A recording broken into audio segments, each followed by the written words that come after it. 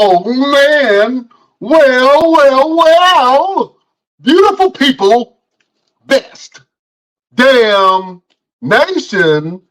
It is Wednesday, and you know what time it is. It is the best damn wrestling podcast. I am your humble host, Brian Renegade, and with me, I have the best damn crew. First of all, this man could either be a thug or a superhero, depending on the time of day and night. He is the green-eyed bandit, the king of grapple.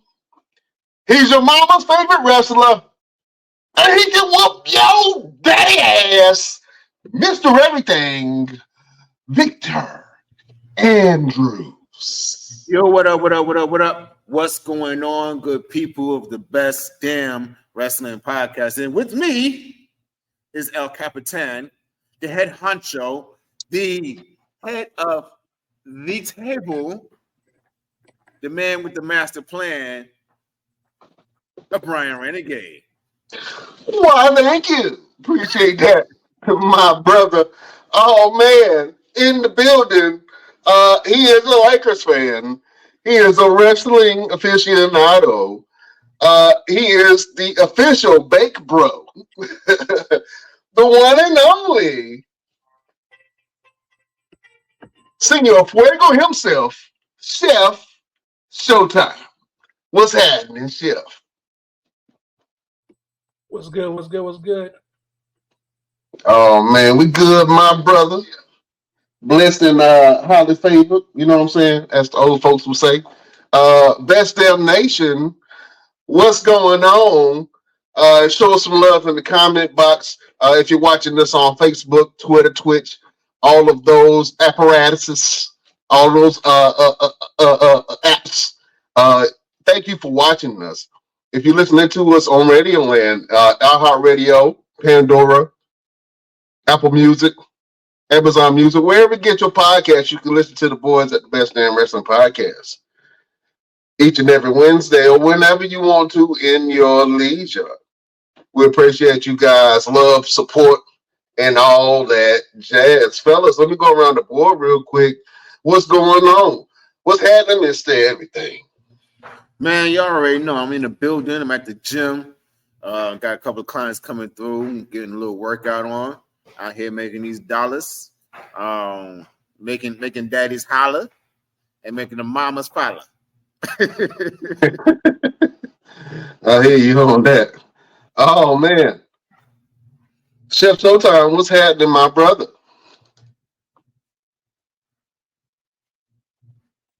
Same old, working hard, trying to get this money. Oh man, Chef, the hardest working man in the show business, Jack. I would be remiss if I did not say what's going on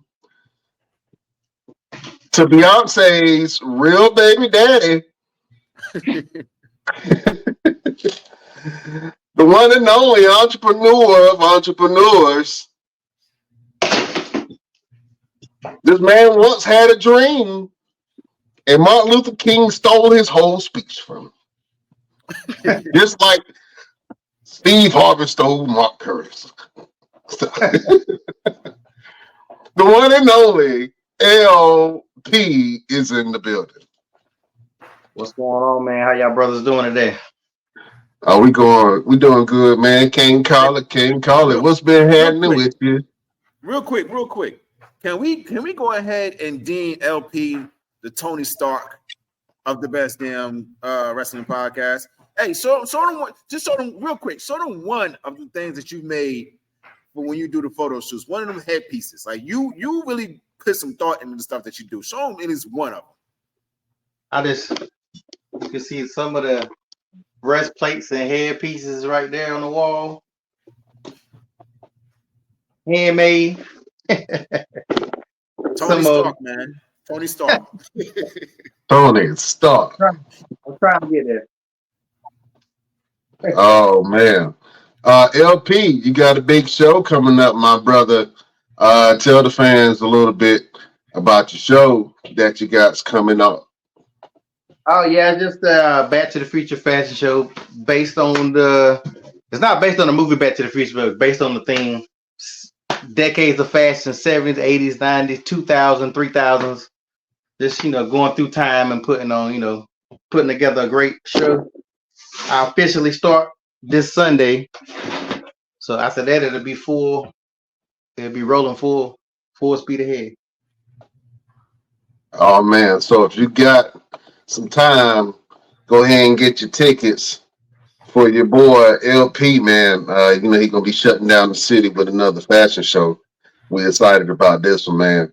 Can't wait to see it. Mr. Everything, are you in this Back to the Future fashion show LP is throwing?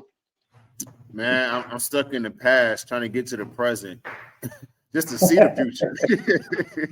Mr. Cast the call again, LP. What we gonna do with I it? missed it again. Look, wrestling takes all my time, man. That's the hardship about being a professional wrestler. That's hardship getting into everything. You can't be everywhere. He won't be able to make none of the rehearsals or nothing. His schedule too crazy. Yeah. Yeah. He can't come in limping down the runway because somebody hit him with a leg kick. You know what I'm saying? Can't roll your kneecaps, Jack. Yeah, exactly. Oh man, well, Mr. Everything, listen, man. I want you to tell the peoples what we got's going on, man. We got a big interview for you guys. Absolutely, man. We got an amazing guest happening with us tonight. My man Dontae Smiley, one of the greatest talents out there. Listen, we bring the best of the best of the best on here. That's why we call the Best Damn Wrestling Podcast, because we bring the best damn wrestlers of the independents of today, tomorrow, and yesterday. Daggone it. That's what we do. And tonight we got somebody that's no way short of one of the best damn wrestlers out there that should be signed by tomorrow, but they're playing. They're playing with us. They're playing with us. That's all. That's what they're doing. They're missing out. We're gonna bring the talent out here. We're gonna bring the talent to you. Don't even worry about it. They ain't gotta sign us. We come to y'all. How about that? Oh man, so I'm excited about this interview with the one and only Dontae Smiley. We're gonna talk about him, about his wrestling career, a little bit about his music, his background, and all that jazz. So stay tuned. We got a hot one in the chamber for you, beautiful people. Can't wait to see it. Oh man, fellas, real quick. Dwayne "The Rock" Johnson. I gotta get into it real quick.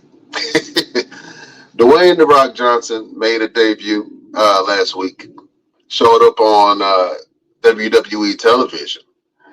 And he said some things that were very interesting. One of them being that he was going to go out and going to sit at the head of the table. We're going to talk about that in a little bit. I ain't going to hold y'all, man. I know y'all waiting for it. Hold up. We got an esteemed guest in the building. Popping in this thing. Go ahead, Mr. Everything, and do the due diligence. Absolutely. Ladies and gentlemen, take your attention off of whatever you're doing and put it on this man right here. He is not only a professional wrestler, he is a personal trainer, he is a music artist. He's one of the greatest artists of this generation.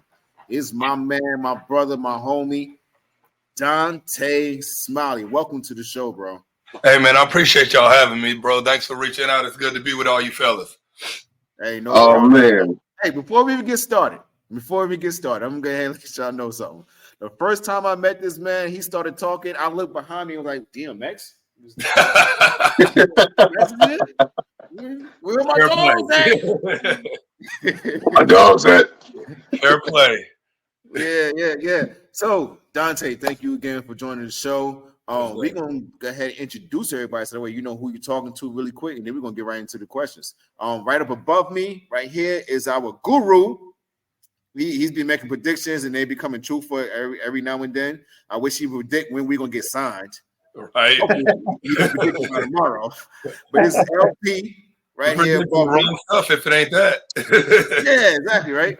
Right above him, we got our chef of the chefs of all the chefs who can cook you anything from a biscuit to a brisket. My man Showtime. And right above him is our Capitan, the one that runs the show, the one that put us all together. Our head honcho, our head of the table, Brian Renegade. What's happening? Nice, yeah. So Oh, man. is he actually a chef? Like for real, for real? Absolutely. Oh no, that's awesome. Hell yeah. So we're gonna get right to it, man. Real first question. Yo, for those who have been sleeping on the rocks, living on a different planet, tell them who Dontae Smiley is. Dontae Smiley, first and foremost, is a man of God. Dontae Smiley is a father. I am a husband, and those are the most important things I'll ever be for the rest of my life. But outside of that, some of the coats I wear are a published author. I have a bestseller on Amazon, and I got the receipts to that when I first dropped my book. That first week it was out, I was out selling the Young Bucks on Amazon. The only book that I was behind in the pro wrestling biographies category was actually Mox's book, because he literally released the same day that I did. And he was the only one that I was behind. So that's an awesome feat to be able to have, because only 1% of the world ever becomes a published author.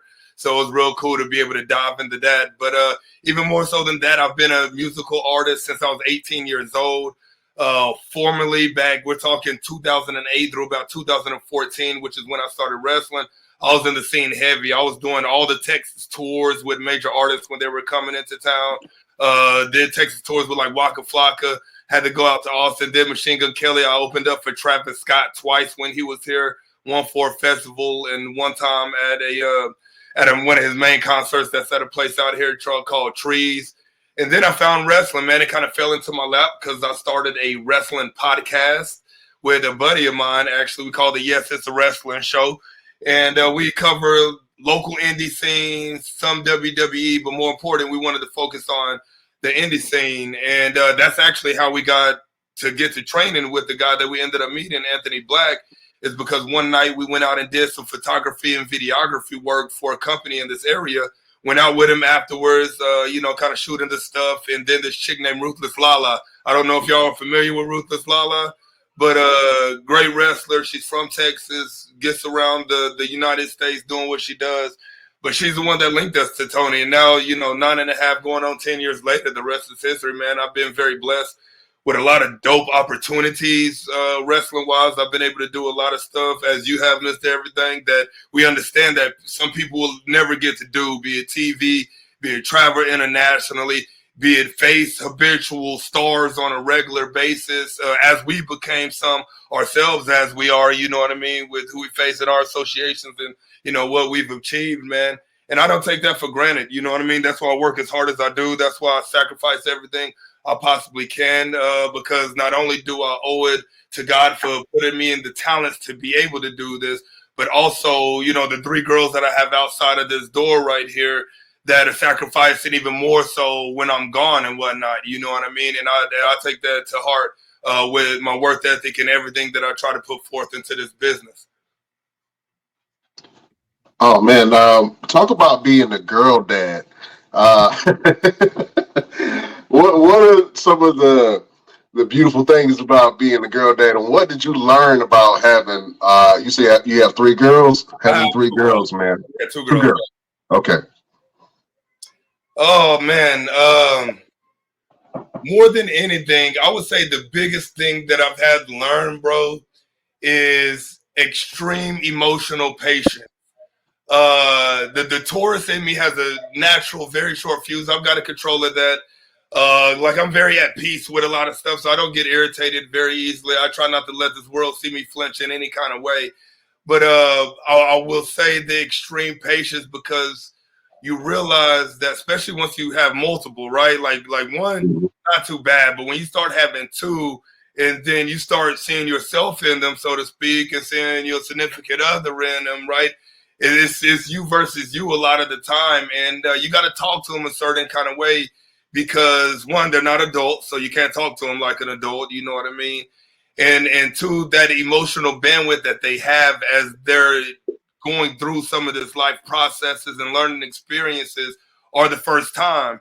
So if they're acting up in a certain situation or letting something really get to them, it's probably the first time they face it, where we've faced it possibly hundreds of times, depending on what it is.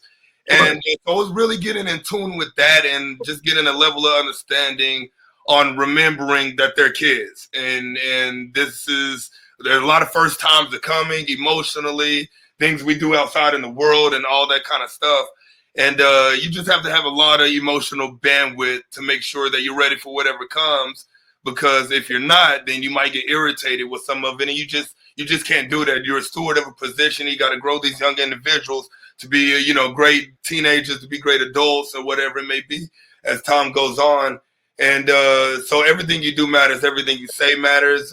Everything they see you do, that you have them do, the way you talk to them, the way they see you talk to your significant other, the way they see you treat people in public.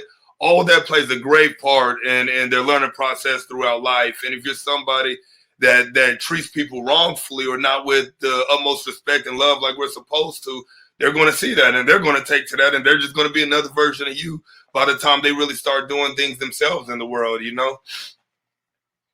Yeah, that's a great point, man. Here at the Best Damn Wrestling Podcast, we love love. You know what I'm saying? And more than everything, we love black love. And we like to give the wrestlers on this show an opportunity to talk about their significant other, man. Can you tell us how your wife has held you down in both your music and your wrestling career? So I'm 35 right now. I met my wife my second semester of college. And so this is the spring of 2008 of my freshman year. That's when we met, and we've been together ever since. We have our 10-year and our wedding anniversary coming up in August on the 2nd. But more congratulations. than anything, we've grown up together, right? Because even at 18 and 19, you're still kids figuring it out for the most part. You know what I mean? And that's what a lot of people really don't think about. And so we grew up together, and she's been with me through some of my worst stuff. You know what I mean? I've been through addictions in my past. I've been through situations where I couldn't get over past family fluff. You know what I mean? And she comes from a good nuclear home. You know what I mean? Mom and dad been married 35 plus years, something plus, somewhere around there, whatever it is. You know what I mean? She was a great school kid, graduated college, where I got bored and dropped out and started just focusing on music and all that kind of stuff. You know what I mean? But through it all, after I got over my addictions, after I got over my fluff, after I got saved, I asked her one time, why she stayed with me. You know what I mean? Why did she stay believing in me? And the one thing that she said is that she could see, number one, she could see more in me than I could in myself at that time. And she told me that she could see the version of me 3 to 5 years down the line that I was going to grow into, and really felt in her heart that what I was doing and going through in those moments in my early adult life were exactly that, early adult life situations. And she, believed in that maturity in me. And now we're doing well. You know what I mean? I'm one of the first people to own a business in my family. Technically the second. My grandma owned a daycare. I own a fitness training business. You know what I mean? I'm the first, like I say, published author in the family. I'm one of the only ones that isn't working like a 9-to-5 job. I work for nobody else, answer to nobody else. You know what I mean? And so it's a beautiful thing to kind of change that generational curses that were amongst my family at one point in time, and kind of change the legacy for my downline and on as they get older and have kids and so on and so forth, to really lay down the foundation and change of what the Smiley last name means, because namesake is really important to me. Namesake may not be important to a lot of people, but my dad was a proud Smiley, and he was one of the hardest workers. Like I've seen this man sell jewelry off of his fingers for me to be able to be in basketball tournaments and stuff. You know what I mean? He was that kind of, he was a hustler. He was a grinder, did whatever he could. So I had to take that and run with it and do greater than that as he raised me too. So now, watching me live out my dreams of being a professional wrestler and traveling the world, and seeing me on TV and just seeing me flourish in life, family, faith, finances, friends, associations, and all that is just music to his ears. You know what I'm saying? Because he's like, job well done to himself for raising me better than better than he was, as we all want to do as parents, is raise our kids better than how we were raised, and so on and so forth. Then be better than what we are and whatnot. So that's exactly it. Oh man, that's awesome. You mentioned that you were saved. Can you talk about your your spiritual journey on your on your journey to enlightenment and to connect with your creator. Yeah. So before 2017, like I was complete non-believer. It wasn't that like I was more of what they call agnostic, I guess, is what they call, where it's like damned if you do, damned if you don't. Like if you believe, Yeah. you know what I mean? Which like I get it. That's my brother. You know what I'm saying? And like I get it because now that I've been on both sides, like I get it. You know what I mean? But something typically happens in somebody's life, like you say, that makes them feel enlightened and start seeing and calling on something higher than themselves, or believing in something higher than themselves, or really being priests to themselves and their environment. And what had happened was in 2016, it was in November 2016, I suffered my first major injury ever. We're 2 years into my wrestling career. I'm holding like 4 titles at the time. I'm 2 months away from going to Germany to work with Alex Wright, who used to be in WCW. He's out there in Nuremberg, Germany, and I was going to go work with him that January for like a week to train and be on a couple shows. And I dislocated my foot training one of my basketball clients. I was a skills coach and at a fitness connection out here, and I dislocated my foot. And when I had everything stripped, when I was in college, I used to have a bad pill addiction at one point in time when I was in college. And I got over all that, you know, but when I got injured, the first thing that obviously doctors do is give you pills, especially on a dislocation when they got to aggressively adjust it and all that kind of stuff.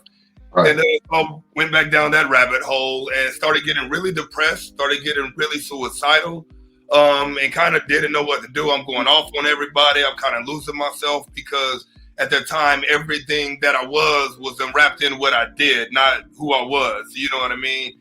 And there was just one day where I was just honest with my wife about how I was feeling in one moment when I was having some bad thoughts go through my head, some suicidal thoughts. And she was like, you know, like, I've tried to help you.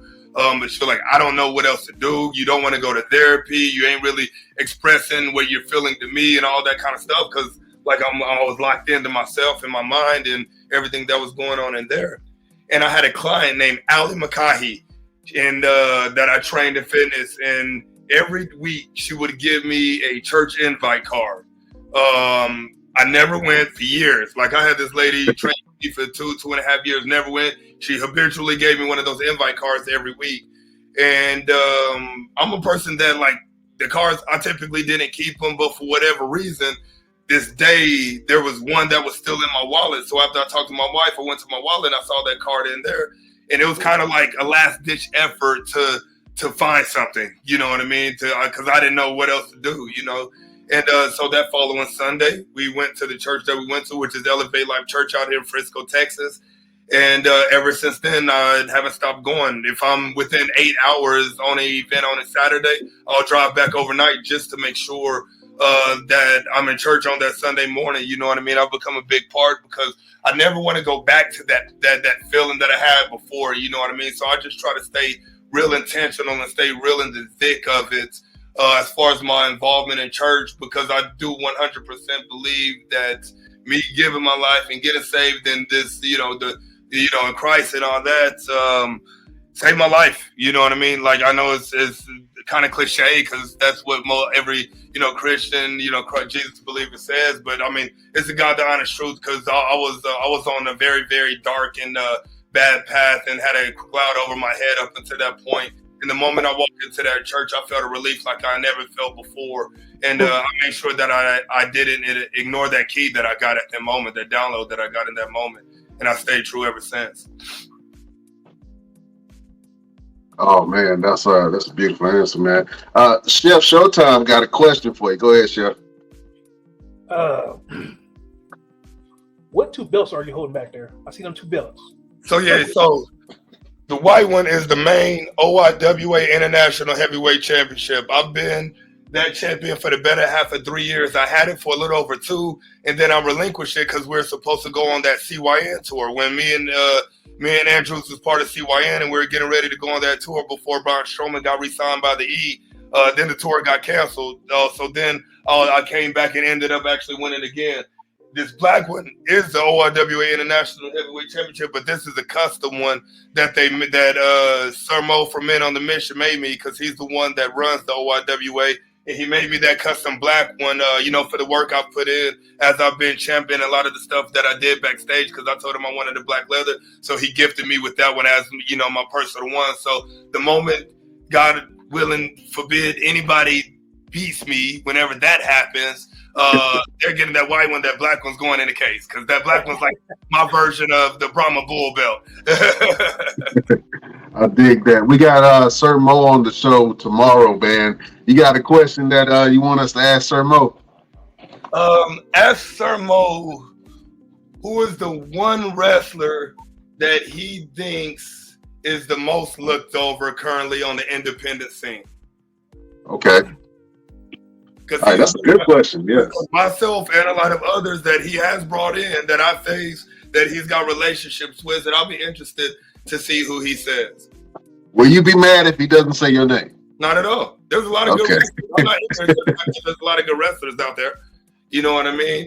But I want to, because he's probably 100% gonna say me. I'll be surprised if he doesn't. But it's his reason why, because he's a very intricate person and pays attention to a lot of detail in the game, right? It's not just the wrestlers, but the game of wrestling, from promoters to how and stories that he hears when people go to the AEW or NWA or WWE and what people go through to be able to get there, or what people barely go through to be able to get in some of these spots as well. You know what I mean? And whatnot. So, and he has a very good mind for that kind of stuff and has very good opinions about that kind of stuff. So if he's on tomorrow, I would definitely look at really picking his brain on the game of wrestling, bro, because he loves sharing it. And the thing is, you'll get honest answers. You ain't gonna get no fabricated, sugarcoated. I'm not trying to break the internet type answer. He's gonna keep it real with you as I will. You know what I mean? Yeah. Oh man, that's a good one. Oh man, I gotta go to the resident. Go ahead, Chef Showtime. I have one more question. If you get to pick one dream match from the past or present, who would you face? One dream match from the past to present? Man, I think because my most influential, bro, is Randy Orton, bro. I mean, Randy Orton, everything about him, right? He doesn't miss. If he ain't injured, he ain't missing. You know what I'm saying? You can't really tell me a bad match that he's had, to be honest, in a very, very long time for the most part. But he's also been one of my favorites for a very long time. Obviously, I'm an Attitude Era kid. Like I said, I was born in '88, so the mid-'90s, late '90s is really when I was deep into wrestling, all the figures, all the shirts, every Monday Night Raw. And so The Rock is very influential, obviously, as well, and one of my favorites. But more than anything, bro, I would be able to die a happy death, being able to face Randy Orton at least one time. You know what I mean? And the crazy thing about it, those kind of matches aren't far-fetched. You know what I'm saying? They're not. You know what I'm saying? The thing is, right place, right time, so the right things could happen. So you just stay grinding and whatnot, and I stay believing, and I'm going to just always stay doing the work, because that's the one thing I can't control is my effort, the emailing, the showing up, the presentation, keeping myself in shape, keeping myself healthy, and making sure every time I step in that ring, I put it on a high-quality match. You know what I mean? Because as it goes, you're only as good as your last match was, so you have to perform every single time that you're out there and put on a top match as best as possible for whatever that story is calling for. Oh man, go to the villain of the Best Damn Wrestling Podcast, LP. I want to ask, what you've been saved in religious. Does that ever affect storylines that you have to do, or do you ever be I don't want to do that because of this or that, or do you keep it separate? How do you go about that? Yes. So funny story. It has, and I've denied storylines. I've denied certain promo type pitches and stuff like that a multitude of times. Mainly it's been because more so not on the sides of really that, but I remember one time I was pitched to do this chick approaching me type scene, and the cameras kind of catching me with her at a bar, that kind of thing. You know what I mean? It was something like that. I can't remember because it was 4 or 5 years ago, about 4 years ago when I was pitched it. So we're talking 2020, 2019. But it was something of the sort where they wanted me to seem like I was having relations with a woman for storyline purposes, and Macho Man Hulk Hogan and Miss Elizabeth type stuff. And I was completely did not want to do that because I'm married and that's not a thing. Real life ain't no gimmick to me. You know what I'm saying? And people know I'm married. I'm happily married. And so I wasn't going to disrespect my wife by doing something like that because I feel like that's what stuff like that would be doing. And there's no way that I was remotely going to do that and have anybody remotely thinking anything of any sort, one little bit about that kind of stuff when it comes to me. My integrity is way more important than a little promo pitch that's going to get maybe 10,000 views. You know what I'm saying? It's like that stuff ain't worth it. No, so yeah, I'm 100%. But anytime I've had like 2 situations like that, but that's about the extent of me denying a storyline based off of something that is in my private, personal life.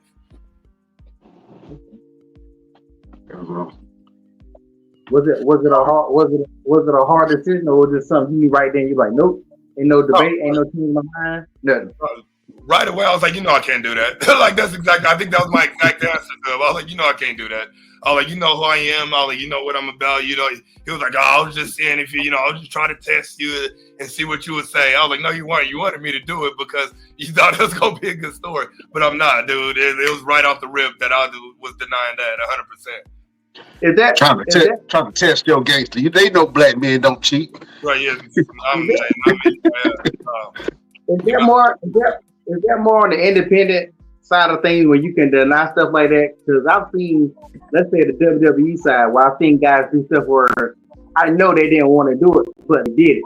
So is it different? Is it different when you're signed with like a bigger company versus independent? Like I'm pretty sure JR didn't want to kiss Vince McMahon butt on right. or stuff like that when they did it. So is there a difference when it comes to that, or? I'm just talking about in general. Like, is there a difference even with the business when independents can say no, and if you're on the bigger roster, you can't, or it's the same thing regardless? Well, like it's the same thing regardless, because you can say no anywhere because we have free will in this world.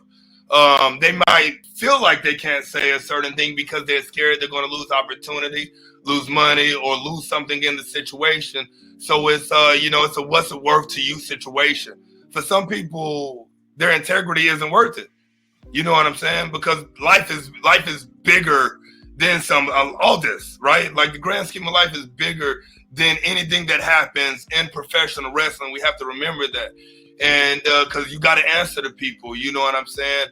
So back in the day, it was a lot more people willing to bend over backwards. And this is based off stories that I've heard on how the game worked, where people were willing to risk it for the biscuit to get that elbow rub or get that push.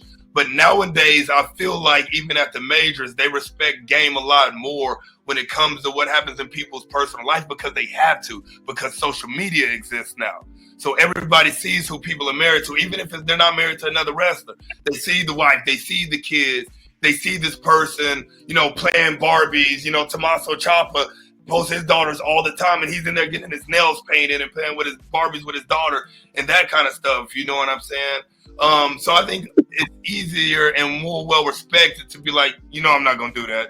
And it'd be like, okay, rather than back in the day when I don't think it used to be so much like that, right? Because once again, with social media, you can't hide from anything. WWE pulled that curtain back when they had that NXT show that they had way back in the Breaking Ground or something like that, if I remember what it was called. And so that's when the curtain really got pulled back on this business, right? Because they were doing all the behind scenes stuff and building up matches and all of that. And so ever since then, everybody's been like, all right, screw it, kayfabe what? Yeah, ever since then, and it just deploying whoever they genuinely are all over social medias and not really sticking to the gimmick on social media as well. Okay. Oh man, what's the biggest lesson that you learned since becoming champion? Ooh, the biggest lesson I would say that I've learned being champion would be not everybody that seems happy for you is happy for you. That's good. What are you preaching today? Well, because here's the thing, right? At every single company, there is one top spot. One. At every company, there's a top spot. in the OIWA organization that has multiple companies under it. We got like four or five companies under the OIWA umbrella. So this title is the number one title of the organization. So I'm the champion of all the champions when it comes to the organization. And that's the foundation, right? But then at SOAR, you got the SOAR heavyweight champion. At CKW, you got the CKW heavyweight champion. At SCW, you got the SCW heavyweight champion. So them at their promotions is the number one spot. And there's still only one for that said company. Not the organization, but there is for the organization, but for that said company. There's only one women's title in the organization. So there's only one women's spot. There's only one top spot for the tag teams. So you know what I'm saying? So people would be idiotic, to be honest, to not be somewhat of like, damn, I want that when it comes to that title.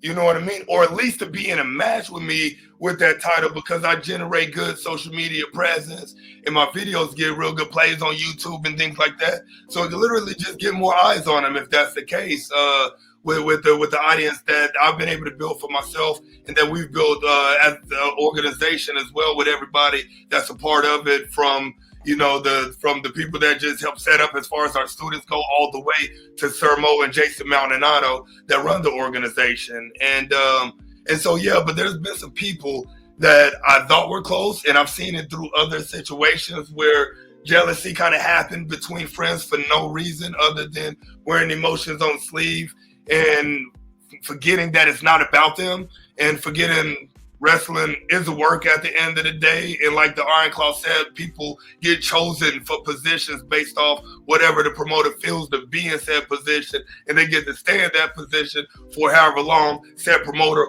wants them to. You know what I mean? And it's all about value at the end of the day too. How much value do you bring overall, right? Can you be the guy? Can they send you to schools and do these talks if they need to? How's your social media presence? Do you present yourself as a professional? Do you show up to every show in sweats, or do you dress up to every show without being asked? You know what I'm saying? And that all the pieces, right, make up what it takes to be a top guy.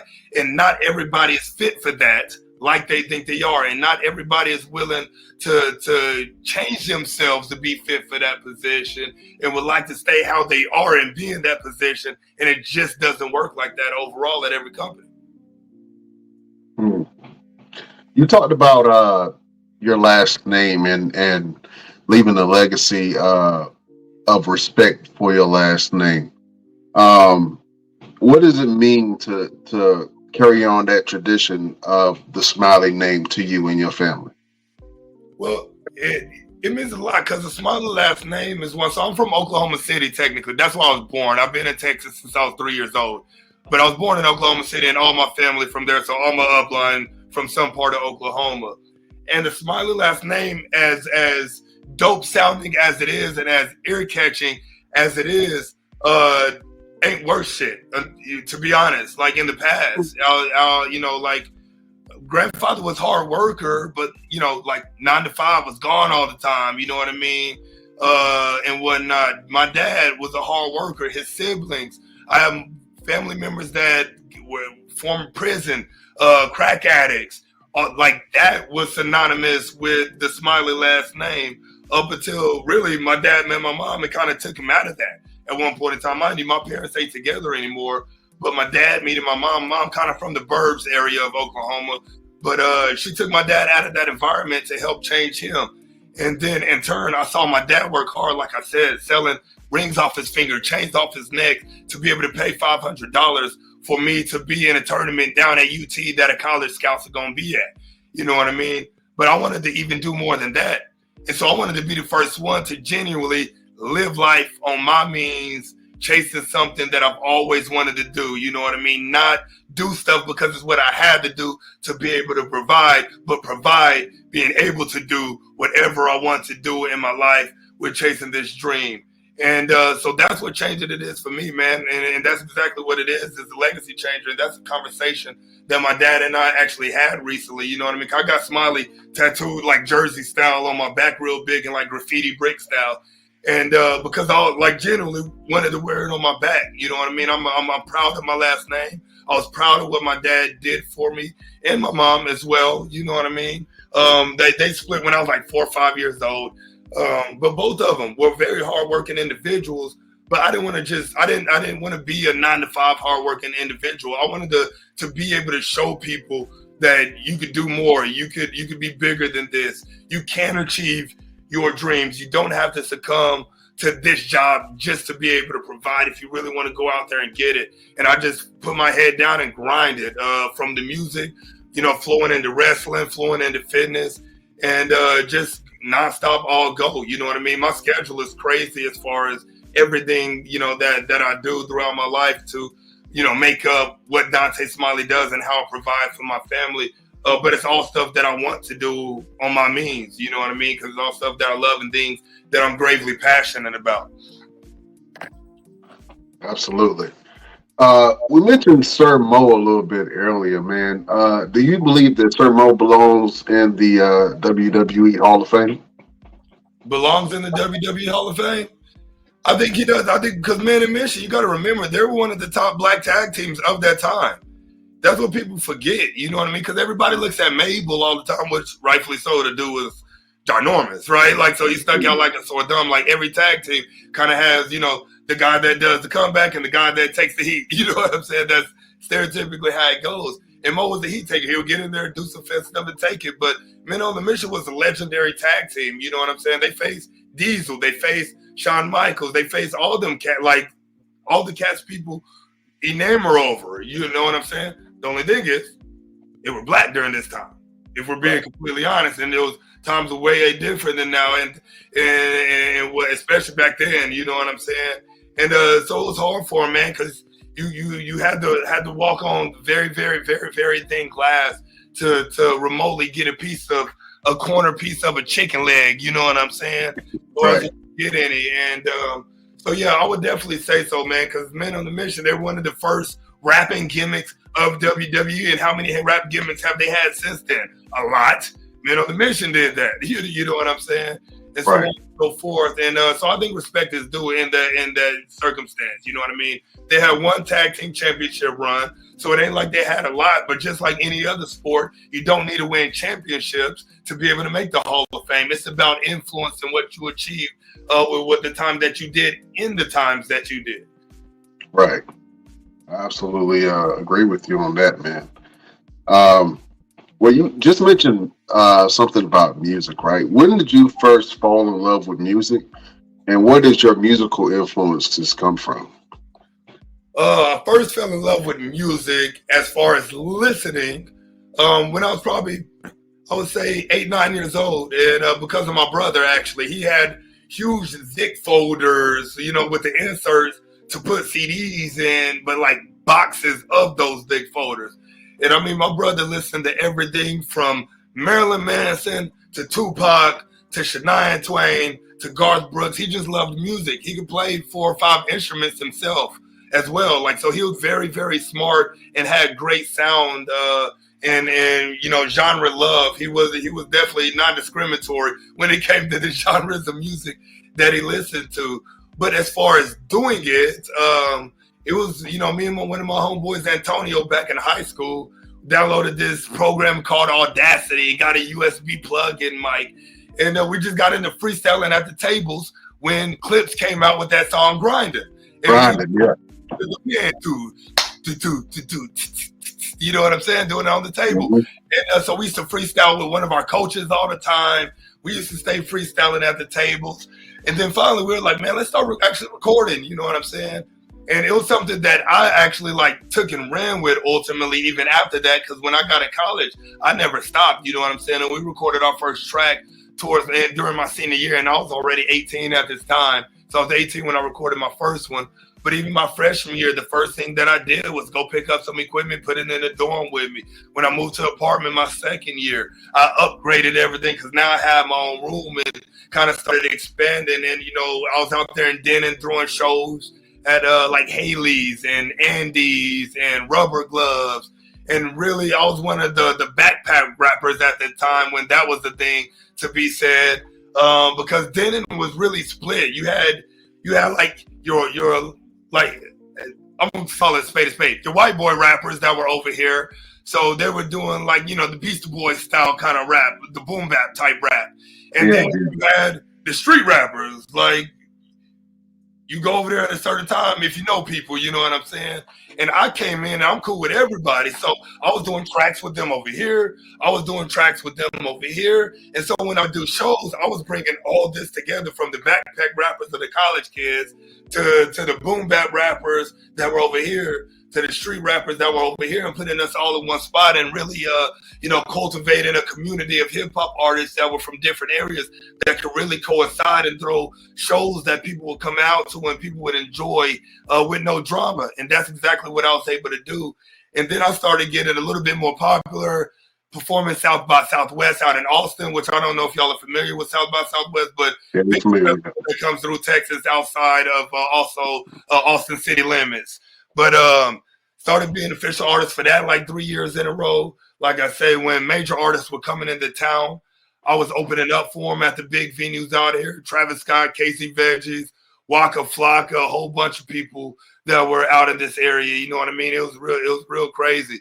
And then got into some stuff. I took meetings out in LA at one point in time and got out there, did some stuff I shouldn't have been doing out there drug-wise.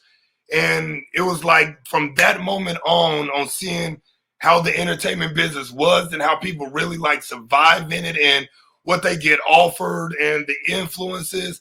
There's a reason I haven't been back to LA ever since this point. You know what I'm saying? I had opportunities to, but I had this dark cloud that was over me. And that's when really weird, bad stuff kind of like started happening all around me, not to me, but around me. And I heeded that knowledge and kind of saw everything for what it was. And so then something happened at a show. A big fight broke out for the first time when I've been throwing shows for 7-8 years at this point. And it literally in an instance took my love away from music for a good while. This is in 2014 when that happened. And so I stopped doing music from 2014 to 2017. I just wanted nothing to do with it after this situation happened. I wanted to remove myself from what I saw myself becoming, because I realized I needed to mature if that's what I wanted to be able to handle myself in that business and the influences that come along with it. Because I wasn't at that time, you know what I'm saying? I wasn't ready for that more success is really what it was. Like, I knew I wasn't ready for more success, or else I would have had it. And I'm glad it got noticed and I didn't get it at that time, because I may not be alive right now, to be 100% honest, if that was the case. But I took those years off, and then I came back more matured, more life, and been hitting the ground running ever since. Anytime I still throw shows every now and then. I was in Austin earlier this year to do a festival and whatnot. I'm about to release an album actually next Friday. I'm going to be releasing the cover art, the track list, and a video this Friday on my social medias. Album dropping next Friday. Album titled "It Is What It Is." Oh, I said what I said. I got an EP later dropping that is what it is. But this one is I said what I said, and it's going to be a very in your face album. I'm calling a spade, and a lot of stuff that I say is very real world versus spiritual world, and the battle that really comes with that, with life influences, because we're human and we're all going to fall short of the stick. And I talk about that kind of stuff in some of the songs. And it's my best project, man. The dude that I had executive produce it, this guy named Trevor Lawson out here that's been in the music business for a long time and managed and EP'd a lot of artists. He's been around me for a long time, but this is the second time that we're actually working together. But he's heard probably 10 or 12 of the projects that I've dropped since I met him back in 2009. And he's like, this, if nothing comes of this, it might not happen type situation. You know what I mean? Because he was like, you got some stuff on this that should definitely get a lot of traction. So we just got to get it in the right hands. Get some of these to the DJs, get some of them to some of the radios. It's not club music. I'm definitely a storytelling, very relational artist in how I speak and how I rap and the influence I'm trying to make with my music. So it ain't going to be played in clubs and stuff like that. But radio DJs, I definitely, want to get it to and get it on some of these Spotify playlists and stuff like that. That way, and blogs that are still out there that people post on and people go listen to. So I'm really excited about this release than I have been for the last few releases that I've released since being back. I don't know what you talking about, brother, man. You sent us a banger. And I got to play it for people. You talking about it ain't gonna get played in clubs. You crazy. You can feel free to perform along with the song because we love music, you know what I'm saying? We're gonna vibe along with you, my friend. You know what I'm saying? But I got to play a little snippet of this song that you gave us. Apex, man. I was listening to it. I was like, this is fire right here. So yeah, talking about so they ain't gonna get played in the club. Best damn action. I'm gonna let you be the judge of that. I'm gonna go ahead and play the track, man. Like I said, brother, you can feel free to perform to it if you want to. Sound good. It's time to run it up. It's time to run it up. It's time to run it up. If you wanna fight, look, if you broke, man, I've been built different since I stepped onto the scene. Big Smiley 101, yet they try to copy me. That's why they call me the Apex. On an island of my own, G-O-A-Z. Let's be real, that's been known. Cause I've been built different since my birth in 88. My father always told me I was gonna be great. Now the world gets to see me raise the bar on the daily real life. Ain't no gimmick, that's the motto, ain't no faking. Last name ever, first name greatest. Born with the crown, that's why they call me the Apex. Winning so familiar, taking L's is foreign. I'm in this game forever. In 14 I got sworn in, 3 fingers raised. Now I ain't banging around the cities that I'm from. They the cities that made me. Grew up fighting Discord circles, nothing new. Now I stomp a chest and drop a head and get paid too. My how things have changed over all the years. Boys think they bout it, but God is the only man I fear. Gold belt collecting, hater block wearing, real shining bright, succeeding, not caring what they saying. Man, I've been built different since I stepped onto the scene. Big Smiley 101, yet they try to copy me. That's why they call me the Apex. On an island of my own, G-O-A-T. Let's be real, that's been known. Cause I've been built different since my birth in 88. My father always told me I was gonna be great. Now the world gets to see me raise the bar on the daily real life. Ain't no gimmick, that's the motto. Being different. Built different. Yeah. What you talk about? That's a flavor right there, boy. That was fun. So funny thing, right? As a wrestler throughout my career, I've never used non-original music outside of my own or some of my rap friends that I've known, obviously, since I've been in the game. I always either put them on or have one of my own tracks as my interest music. I never once in my career from day one have used any mainstream song as my interest music. Oh, that's awesome, man. That is awesome. You can walk down like, yeah, I made this. Download it on Spotify, iTunes. Right. Now, I've done a couple tracks from some other people as well, too. So it's been real cool that people wanted me to do that kind of stuff. Because I'll do, they don't call them jingles anymore, but pretty much jingles for businesses and stuff, maybe for their podcast or for a commercial they're doing and stuff like that. I've done like all that as the artist as well. So that's pretty cool too, to kind of have that as little side jobs and side quests to do, just for fun when people need it. So it's been dope, man. Blessed me with a lot. Man, we ever need one for the show, I'm calling you. Yeah, let me know. Definitely, bro. Let me know. I love it. Man. Music was the first thing that I was like over the top passionate and gung-ho about. Music and wrestling, you know what I'm saying? But music was the first love. I loved basketball when I was playing it, and all that kind of stuff growing up, sports and whatnot. But as far as something where I was like, I could do this, I want to do this, and I want to do everything I can to do this, music has been that thing since I was 18 years old, you know what I mean? And like I say, outside of that 3 years, that's never gone away. I love doing it. I feel like music is one of the top means that you could touch almost every single person in this world, right? Because it's out there and it's going nowhere. We listen to music from 20s, 30s, 40s, 50s, 60s, 70s, 80s. It's timeless. And so it never gets lost in the shuffle of anything. And that's what I love about music, because it allows you to relate to individuals, man. There's nothing like even controlling a wrestling crowd is dope in itself, but it's dope in a different kind of way than standing in front of thousands of people rapping a song that's rapping it back to you, or you telling them to put their hands up and they put their hands up, and just seeing in unison everything happen and seeing relate and seeing people cry.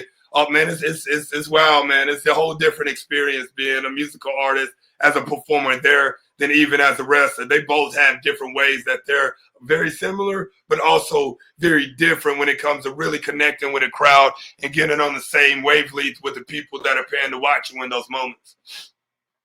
Absolutely, man. I love how music really speaks to the character. How does your music speak to your character?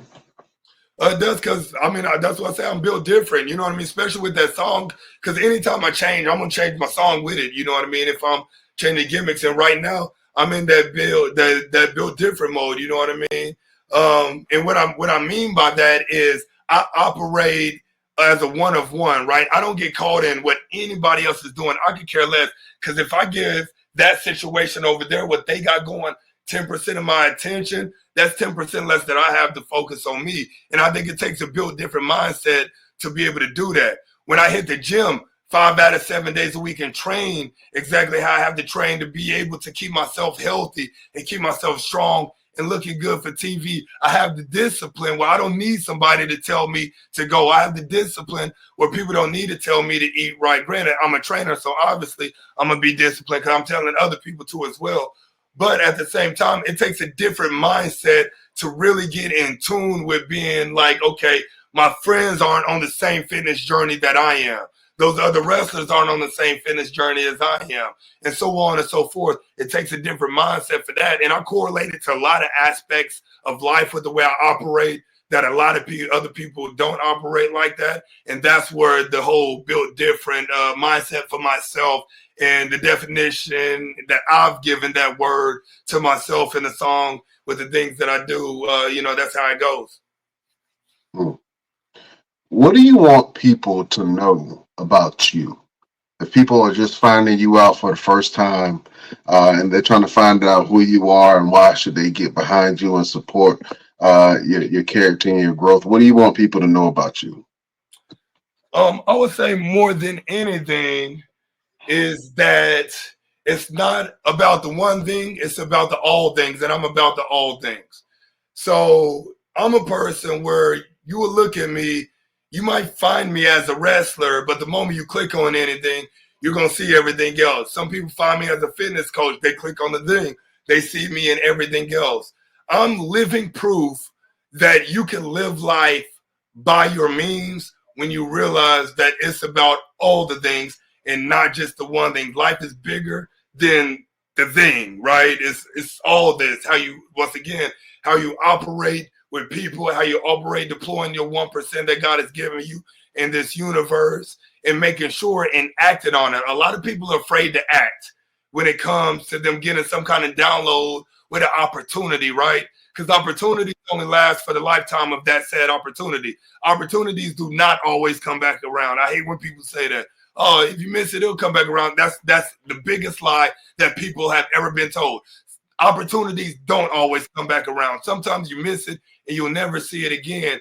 And so you really have to seize those opportunities in the lifetime of that opportunity. And the only way you can do that is if you're thinking on a greater scale about doing all the things that you've kind of, wanted to do and being fearless, obviously, in that pursuit. And it may not be something like wrestling. It may be going back to school and finishing a degree. You know what I mean? Or something of the sort. It may be mending a relationship with your mom because you're holding on to it, but you could possibly be the only one holding on to it. There's an enormous amount of things that could be, but we have to be able to be in tune with ourselves to be able to realize that kind of stuff. Absolutely. We're going to have to let Chef Showtime go. Real quick, Chef, let the people know where they can find you. And you guys can find me on Facebook, Twitch, Twitter as Chef Showtime or Dontae Carter. All right. Yes, Sign off, Chef. I'll see you later. On behalf of Chef, man, I know that you mentioned your fitness journey, right? Yes, what are some things that people at home can do to try to get back in shape for this year? To be honest, it's number one is saying yes to yourself. Cause if they haven't been, then they've been saying no, because it's probably something that they thought to themselves before that they needed to do and just never acted on. So don't be afraid to say yes. Is it scary? Yes, but getting unhealthy and fighting things later in life is scary as well, right? It's like the situation of saying all things are hard. Being out of shape is hard because you're out of shape and everything is going to be hard. But also being in shape is hard as well because you have to have a great level of discipline and show up every single day, regardless of how you feel in that moment, to do the work, regardless. You know what I mean? It may not be perfect, but you always got to show up. So hard is hard across the board. And so say yes to yourself and just take that one step and do it the one time. Go once, be it apartment gym, be it you do 25 air squats and 25 push-ups or 25 squats and you go walk a mile or whatever it may be. Say yes and go do it once. And day number 2, do it again. Say yes again. Day number 3, say yes again. And just stop denying yourself and keep saying yes to you every single day, because nobody can want personal growth for themselves more than that individual. You know what I mean? That individual has to want it. And but you got to show up for yourself always, because whenever you bring your greatest you into the world, you give your greatest to others. And that's what the world needs, is everybody's greatest version and most pristine version and self-personal growth version every day. Absolutely. Absolutely. We got Mr. Everything on the show. We like to do this thing every once in a while. I don't know what it is about Mr. Everything. He got a beef with most of the wrestlers that come on this show. I don't know what it is, but he always has a few things to say. If you would mind entertaining Mr. Everything, we got to go to promo school real quick. Mr. Everything has some things personally that he would like to say to you. I guess when you guys next meet. So, beautiful people, prepare yourself because we're going to the best damn promo school. And look, man, look. Dontae going first. Let him go first. I'm gonna do this like what was the name of the movie? 3 Mile. What was the movie? 3 Mile? No. 8 Mile. Yeah, 8 Mile. Let him go first. I'll let him go up. So here's what's funny about this situation. This man, Mr. Everything right here, can't even remember the movie that he's trying to say to make me go first. You know what? He's damn right. I should go first. You know why? Because I have those. Matter of fact, Mr. Everything knows, just like everybody else that has crossed primetime Dontae Smiley's path, that they have gone down, including him. Because over here is different. At the level that I'm at, is different. Everything I do is different because I can do everything everybody else can. Everybody cannot do what primetime Dontae Smiley does, because real life ain't no gimmick. You heard me. Okay, I understand. I understand that when you think that it's your time, you call yourself the prime time. And the thing about you, Dontae, is yes, you can do everything that you do, but you can't do everything that I do. Because that's why they call me Mr. Everything, because I'm capable of doing every and anything. And you may say, and I see Kaz rolling your head, that I can do everything except beat you. But however, you didn't beat me, Dontae. You stole a win. Like everybody else does that steps in the ring with Mr. Everything, they steal a win. They never beat me. They always steal a win. And that's fine and dandy, because when we cross paths again, Dontae, I know exactly where your mindset is. I know what you are capable of. I know what you're willing to do. And I'm not going to waste any prime time to let you get that win again. Because when we step in the ring again, you're gonna do one thing for me, and I say my name loud and proud and with conviction, or you would keep my name out your mouth. That's promo school, ladies and gentlemen. Hey, real talk. Oh man, Real it's quick, getting hot. real quick. I've been connected with Sir Mo for a very long time. He saw me at a show in North Carolina, and my son's mother went and spoke to him after my match, and he gave me this autographed picture of him and Big Daddy V. May he rest in peace. And on the back of it, he was like, "Your great match, wrestling Messiah, Black Jesus." And he has called me Black Jesus ever since. Even He does. when I was there, he was like, "Yo, that's Black Jesus." And I don't That's nobody funny. do nothing wrong because that's Black Jesus right there. Y'all gonna be in trouble. And I stayed in contact with him, and I connected with him, and he connected me to Jason. And Jason invited me out to Arkansas. And of course, anybody that wants to get an opportunity in SOAR, OIWA, Chaotic Kingdom, Lit, wherever, you got to go through this man right here. You have to go through this man right here because he is the elite of the entire locker room, the entire company, the entire organization. And they put me through that test. They said, "Yo, we're going to put him in there with Dontae and see how he does." And from that moment on, it was like this.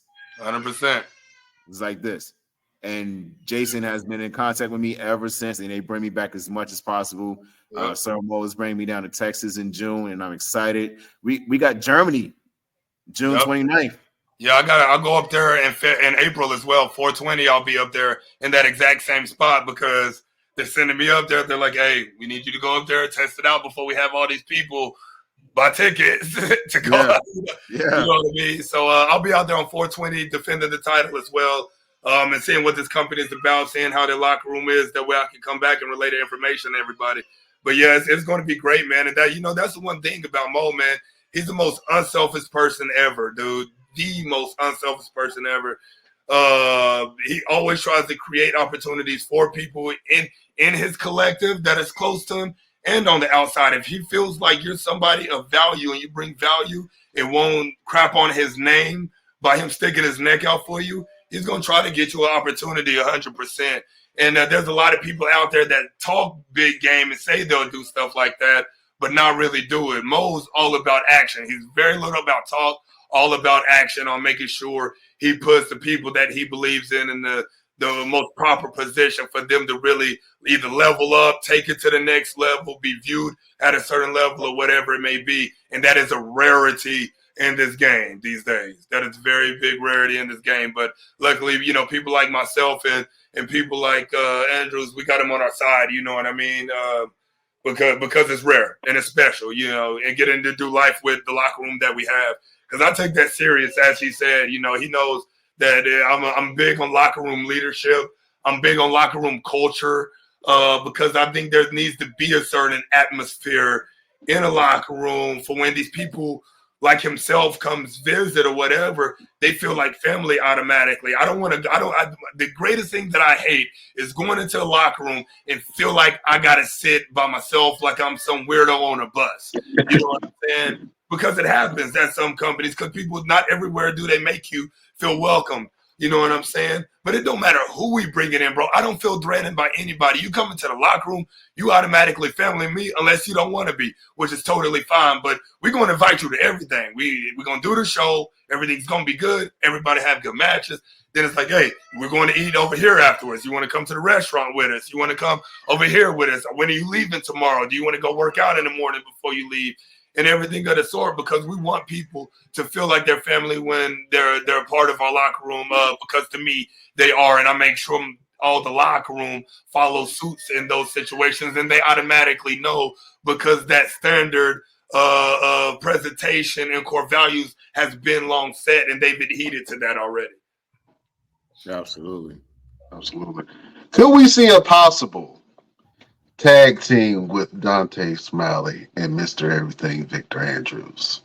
This is professional wrestling. Anything can happen. We're two beautiful black men, so of course it could possibly happen. You know what I mean? Of course it could possibly happen. You never know. Because, I don't like seeing things happen to certain people. You know what I mean? Mr. Everything, he be around. You know what I'm saying? So he's somebody that if somebody's trying to do him wrong, he's somebody I would help, and I hope he feels the same way. And if it came down to it, then we'll mollywop any other two people that we would have to if we had to. Absolutely. Listen, if that ever happens between me and Dontae, you can forget about the entire tag team division of every company, because they're gonna be like, look, we can't keep up. We can't breathe. Our bodies hurt. Our lungs hurt. My heart hurt. Listen, I got pain in my veins. I don't even know how that's possible. That's what's going to happen to him. Okay, because you guys need to check out Dontae's workouts. And do you have anything on video?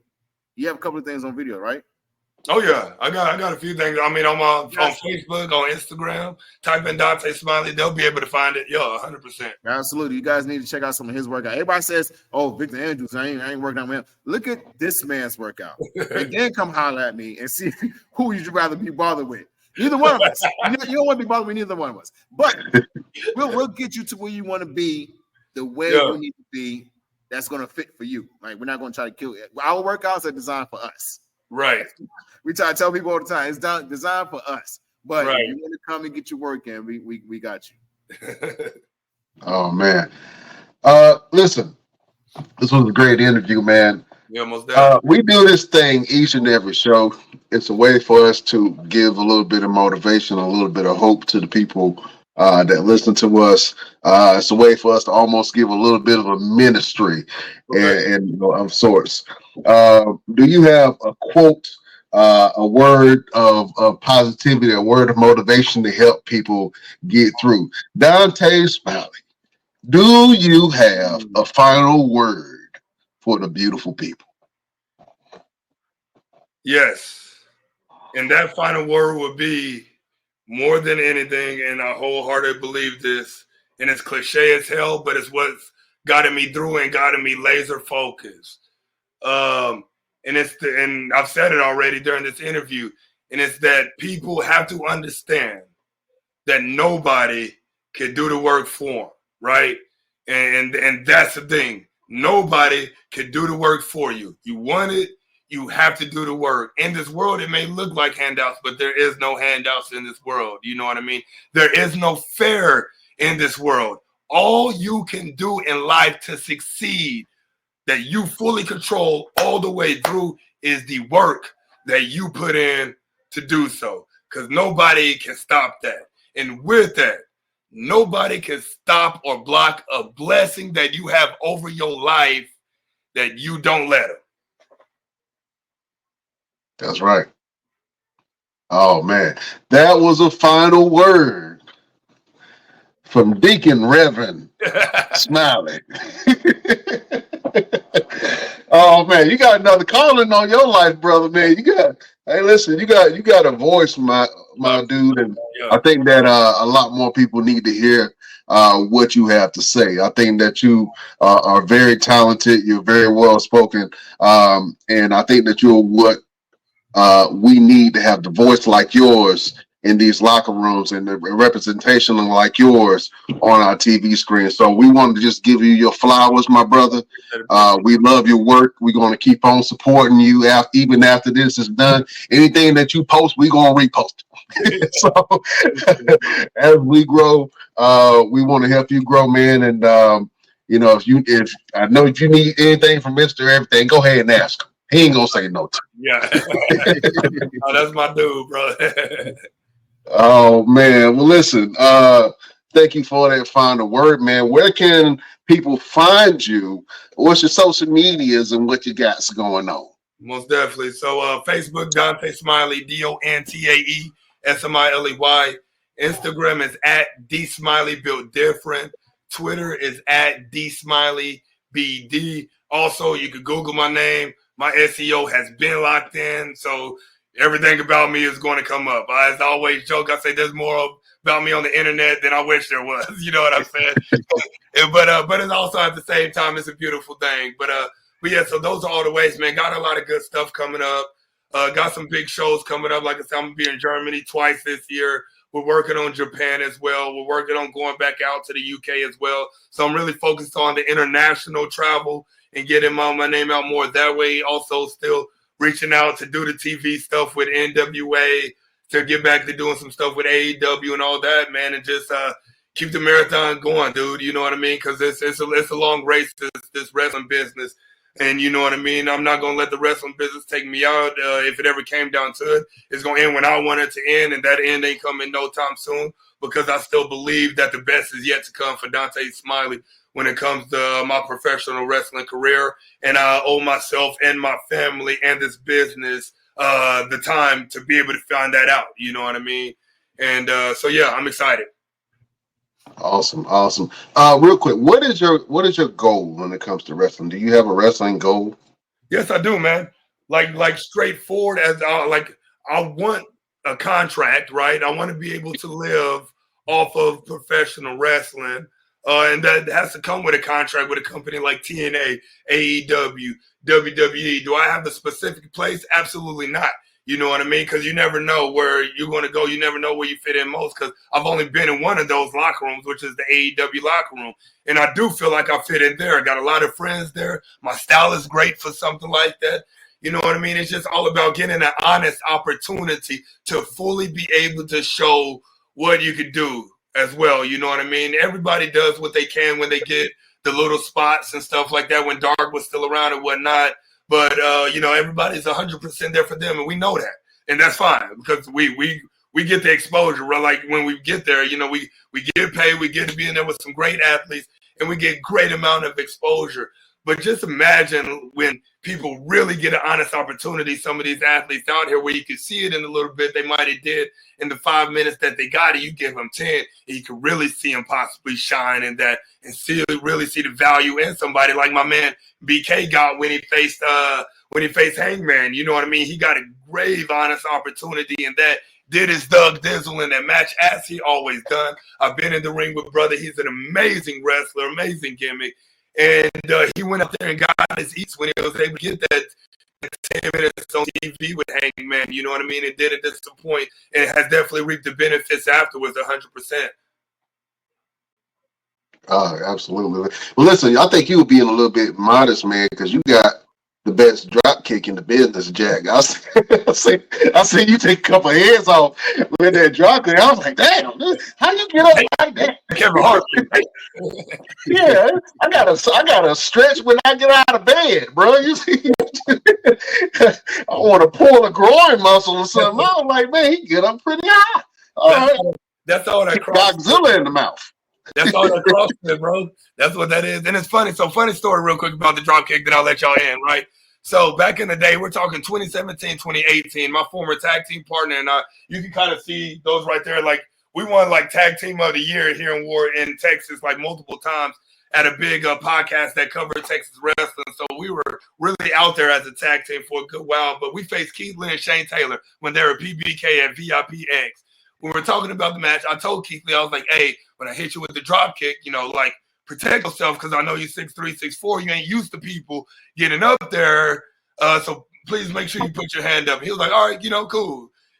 He did not put his hand up, and he got his head busted on accident. Right. I mean, I still got the picture right in the chops, right there. 6'3", 6'4", bro. I was like, oh shit. He was like, no, it was my bad, dude. He was like, you told me. He was like, but then it was there. And I was like, damn. Like, you told me, but damn, I ain't know it like that. I almost kicked out my molar. Right. That's funny. That's awesome, man. Well, listen, we would love to see more from you, my brother. You are always welcome back on this podcast, man. You now a best damn alum of the show. And anytime that you want to come on, if you got something to promote, you got some new music that's dropping you want to share with people, man, we'll play it on all our platforms. But like I said, we wanted to give you your flowers, brother. And we looking forward to some of your future endeavors. I appreciate it, brother. Thank you so much for having me on. Oh, of course. Anytime. Mr. Everything, I got to ask you, do you have a final word for your beautiful subjects? Absolutely. So last week we took a final word from the movie Finding Nemo. This week we're going to take a word from the movie Frozen. You're a Disney Look, kid, can't look, you, man, boy? look, man. I got kids, okay? But I've been thinking about it for a while, and it is Grandpappy said that the brain can be easily changed, but the heart not so easily.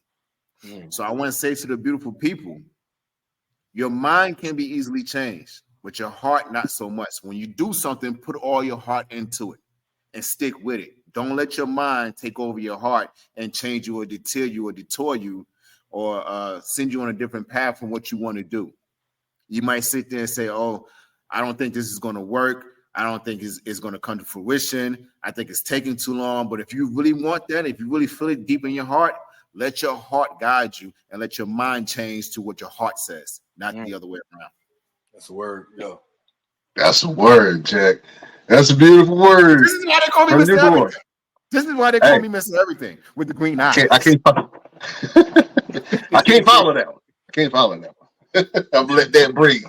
That is a great word from your boy, Mr. Everything, Victor Andrews. My name is Brian Renegade. You can find me on all platforms at Brian Renegade. We got some more stuff for you. Oh, tomorrow we got a huge interview we've been talking about him almost all interview, but your boy Sir Mo will be in the building.